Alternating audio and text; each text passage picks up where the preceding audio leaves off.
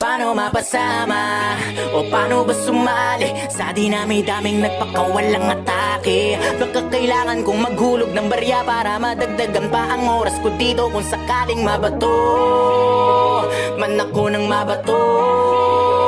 Pag sinabi ko na ititigil ko na to, setup yun para sa'yo, parang Massacre 44, mama sa pano. Ba, kamusta? Balita ko, kapos na yung bawat tira ng pahaging saan na napunta. Inaabangan ko pa naman parang ambagan sa inuman. Ako yung madalas na pulutan sa kwentuhan, hindi ba naubos yan? Pero kahit na ganoon, sinasanay ko aking sarili. Ganyan talaga pag mabait ka, lahat ay nawiwili. Kaya dapat pinipili, pag-isipan na mabuti. Walang masama na pumilatis kaysa sa huli kang magsisi.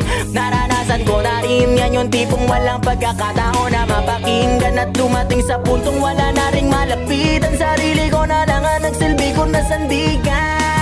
Kaya walang may karapatan para sabihin sa'kin na itigil ko na yan. Sasabihin nyo wala akong pakialam dahil nasimulan ko to nung panahong wala kayo, alam nyo yan. Di ko na kailangan pa na paliwanagan, wala na akong magagawa kung saraduhin nyo isipan. Di ko kailangan na ipilit ang sarili ko para sa inyo. Marami na kinaya ko na ako lang pumasan. Di ko pinili na lagi na magpadagan. Di ako nasanay sa maling katuwiran, kaya lumakas na yung paninindigan na dapat ipanalo ko lahat ng laban. Ganon ako mag-isip, iniwas ako na magpahagit. Mas ginusto magkulong sa silid kaysa sa mundo puno na inggit. Teka baka pwedeng baliin natin to. Ganto ang forte ko, kahit saan mo ko dalhin, laging may bala to. Oo, iba ako sa mga pambato nyo.